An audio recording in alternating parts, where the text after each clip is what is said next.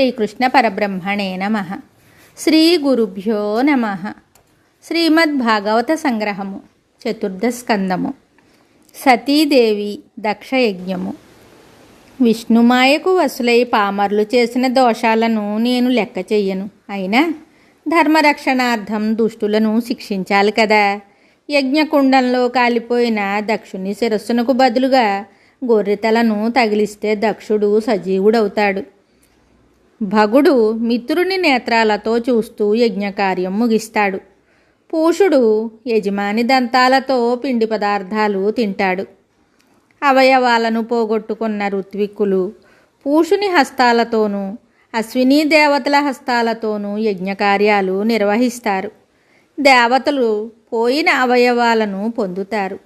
భృగువు గొర్రెగడ్డము మీసము పొందుతాడు అని శివుడు చెప్పగా అందరూ సంతోషించి హర్షధ్వానాలు చేశారు.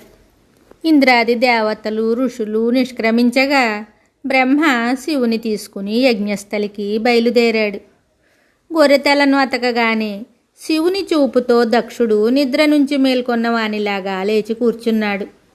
ఎదురుగా ప్రసన్నవదనంతో ఉన్న పరమశివుని చూసి నిర్మలుడయ్యాడు. పూర్వపు ద్వేషాసూయలు అహంకార దర్పాలు తొలగిపోయాయి. తన ప్రియపుత్రిక అయిన సతీదేవి దగ్ధం కావటం గుర్తుకు వచ్చి శోకవిహ్వలుడయ్యాడు. శివునితో ఇలా అన్నాడు: దేవాధిదేవ మహేశ్వర, సద్బ్రాహ్మణుడనై మెలగవలసిన నేను ప్రజాపతి నాయకుడననే గర్వాంధుడనై నీ యొక్క పరబ్రహ్మతత్వాన్ని విస్మరించి నీ ఎడల ఘోరమైన అపరాధము చేశాను. నా పాపానికి నేను అధోగతి పాలై ఉందును. కరుణాంతరంగుడవై నీవు నన్ను రక్షించి పునర్జీవింపచేసి ఈ పవిత్ర యజ్ఞాన్ని నిర్వహించే భాగ్యం కలిగించావు. నా వంటి కపట బ్రాహ్మణులు క్షమార్హులు కారు. నన్ను క్షమింపుమని ప్రార్థిస్తున్నాను అని వేడుకున్నాడు. బ్రహ్మ ఆదేశంపై మళ్ళీ యజ్ఞం ప్రారంభం అయ్యింది. జయప్రదంగా ముగిసింది.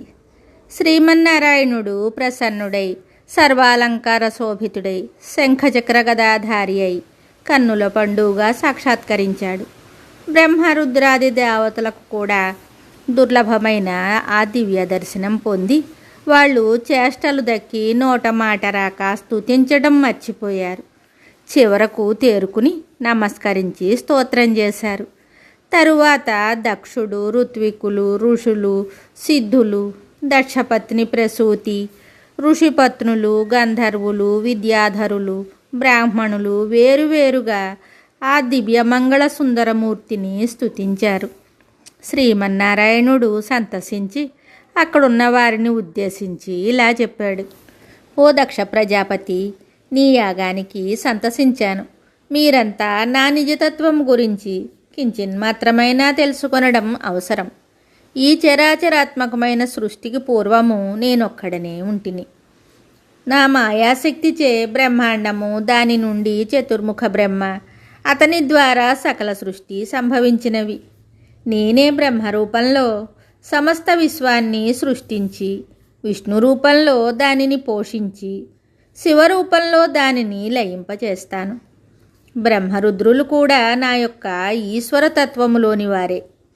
ఈ సత్యాన్ని తెలుసుకొనలేని అజ్ఞులు బ్రహ్మరుద్రులు నాకంటే వేరని తలంచి భేదభావము చూపుతారు.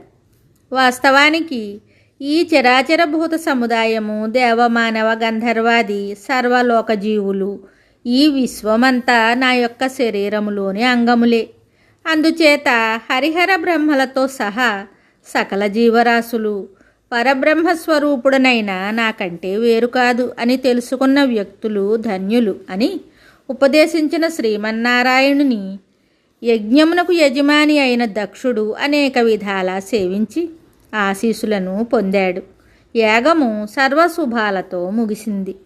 మిగతా కథ తరువాయి భాగంలో తెలుసుకుందాము. శుభం.